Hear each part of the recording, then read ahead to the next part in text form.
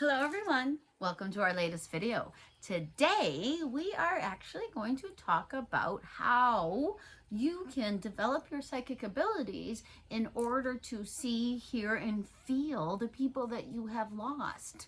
You're dead. Because we can all...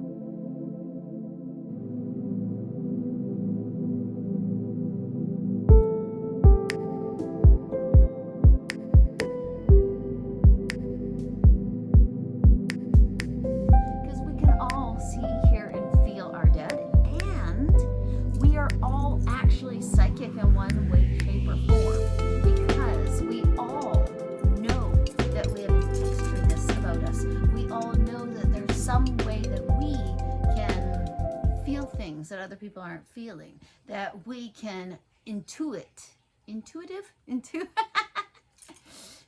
we can use our intuition actually to figure stuff out about what's going on around us, and that is based on our psychic abilities.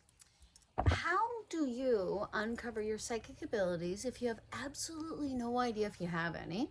How they work if you actually do have any, and whether or not they're even real, or if psychic abilities actually exist.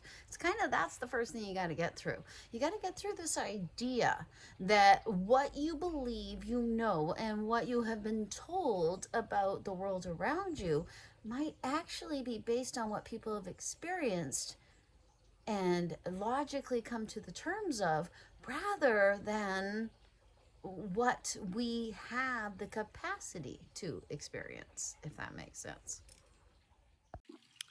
Every individual has psychic abilities, and each and every one of us use them in a different way.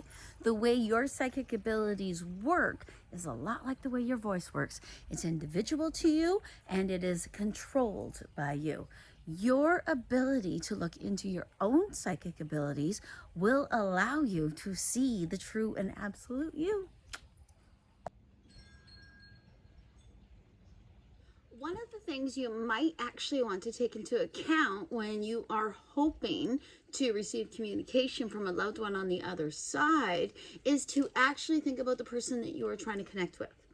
How would they try to communicate with you? What would be their means possibly? How might they be letting you know that they are there? If there's one thing that I actually see across the board with people on the other side, the way they remember things, what they see as important is actually individual to them. It's not entirely what you would see as important or as being that one deciding factor. We all have different interpretations of seeing the same darn thing. So when someone on the other side is trying to communicate with you, they are going to do it their way, not your way, because that's the way they know. So you might want to suspend your disbelief into that part where you are actually channeling them in your own special way, because you know them so very well. You know what they might do, what they might use, and how they might try to communicate. And I press the word might in there because every individual is different, and people on the other side are different. I've had people go over to the other side and begin communicating immediately. And then I have other people that have gone over to the other side, and it takes a very long time for them to get the hang of the full communication. So please give them a little leeway and give them a little slack. The person who's communicating with you is the same person that was here. So keep a perspective and keep it in mind that the way they communicate is germane to them, that the way they're going to try to help you to see that they are there might have a lot to do with the way they lived their life when they were here, because a life filled with faith, a life of knowing your spirituality, knowing that there's something larger than yourself, is going to put you in a different spot. You're going to communicate differently. A life where you don't really believe in anything beyond yourself, well, when they get over there, shock, this isn't like I thought it was going to be. In fact, it's completely different. So I've got to get over that before I even start communicating with my family. This is the way things go. Communications coming from the other side can be obvious, and they can be subtle. Very, very subtle. My nanny, who is actually my mother's mother, my grandmother, she always comes with a smell. She is that beautiful perfume that I smell. Making a plan with somebody for communication once they've left doesn't actually always work. You can say, okay, Grandma, when you're in the room, I want you to show me fish. And when I go see a medium, I want to say, okay, what's our sacred thing? And make it a fish. And then that medium is supposed to actually pick that word out of the crowd. I've had this happen so many times before. In fact, the fish thing is an actual thing. I saw a teardrop and I said to the person, I see something kind of shaped like a teardrop. Shape of a fish, really, but it wasn't enough.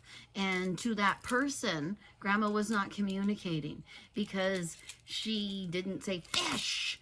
And that could be the medium's fault. It could be Grandma's fault because Grandma is too new to figure out fish, or it could be the person's fault only because they're not figuring out what Grandma's trying to say. Geez, that sounds awful, doesn't it? It's not like that. When you go see a medium, they are interpreting the information given to them from Grandma. They are playing that game of telephone, and they have absolutely no reference points for that great game of telephone. So when you go to a medium and they say something to you and you're like, I don't know if that makes sense to me, tell me actually what you're seeing. Say that. Tell them to say, okay, so how is the information coming to you? Let's break this down, because the information is your information. The information that medium is actually transferring through them is only to serve as a conduit. That medium is actually taking the information, running it through themselves, and then giving that information to you. So ask them for what the information is, because the information is yours. When somebody on the other side is communicating with you, they are actually trying to communicate with you. They are trying to tell you that they are there, and they really want you to know that they are there. So if they're not getting through to you, you got to tell them. And you got to tell them what you would like them to do, or what you might notice. Or start noticing something, even if you think you could be wrong, even if every time you hear that Beatles song, you think of your dad, but it's actually not your dad putting the Beatles up there. But if it actually makes you think of him and you say, thank you, Dad, for playing Hey Jude again, then he's going to hear it and go, oh, that's how she wants me to communicate. She thinks I'm part of this whole music thing. Well, I'm on that then I'm doing that. Set the precedent and know you can communicate. That's your first step. So the second thing you need to do is actually meditation. You need to spend some time with yourself. You need to actually be quiet within yourself and learn how you take in the information. Now, I know you've got a monkey mind. You don't have time to meditate. Your body won't allow you to sit up for that length of time. What are the other things I hear from folks? There's no space for me to meditate. There is no way I can get this to shut up. I hear these things all the time. I have a crazy brain. I have many, many people speaking in my brain all the time. But I know what I need to do so I can hear them clearly, and so that it's not just a jumbled up mess inside my brain, because that is what it was like before I started meditating. Starting to meditate made it so that I knew what I was, so that I actually went from thinking I was insane, because I actually thought I was insane, to this, to knowing, to helping people, to actually being able to communicate with my long lost father, who died when I was 16, and every other human being who has crossed over after them. Finding out how you work is actually key to being here. Why else would you be here? Is it to make the most money possible? No, it's not. Is it to actually conquer so many things? No, it's not. It's actually to figure out about you. That's why you're here. So do it. Don't waste your time. Not one more second. If you need to meditate laying down, then go ahead and do so. Lay down and enjoy your meditation and allow your body to relax, and then your mind as well. If you are able to sit up to meditate, then do that as well. If you're sitting up to meditate, you will be able to stack your chakras one on top of the other. When our chakras are stacked, when our chakras are cleared, when our chakras are open, that is when the information highway, that is our spine, can go from our root all the way to our crown. And when we're at our crown, then we connect with the other side. Then we connect with what is larger than us. Allow yourself to connect. Find the yoga mudra that works best for you. However your hands feel comfortable, go ahead and do it that way. Start off making yourself feel as comfortable as possible so that the information that you are trying to glean about yourself can flow through as easily as possible. You deserve this. And so walking meditations can provide you with movement as well as concentration, because we mostly all know how to walk by the time we're adults, so it becomes a secondary idea within our brain. But the movement itself can actually help you to clear your mind. You ever go for a walk to think about things or to let things go? Try actually going for a walk to help yourself connect even better. Find yourself a lovely path. Find yourself a great place to walk, possibly in a circle.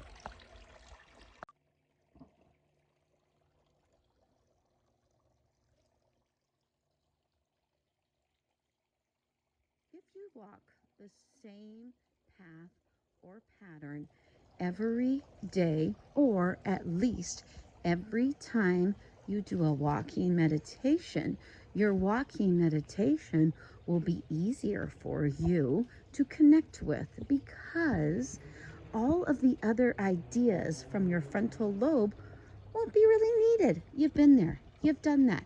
You can relax. You can just walk. You can just be. Different folks communicate in different ways. Some are incredibly subtle with the way that they communicate. Sometimes it's just a smell that you can sense, or sometimes it is with a reminder of that little thing, like the song that they loved ever so much that maybe you shared with them, or their favorite bird flying by over and over and over again. They come in so many different ways, and whichever way that you can feel inside of you that you might even expect them to come, that's the way they're going to come to you. Some will leave times. Some will actually take over a raven or a crow and bother you in that kind of way. But some might do something different. They might choose a robin. They might choose an eagle. They might leave you a quarter. Now, what are you supposed to make out of that? So, trust yourself. When you actually start to look into the way that you receive information from those that are larger than yourself, then you can actually get a little bit more of a handle on how you receive information from those who have actually gone before you.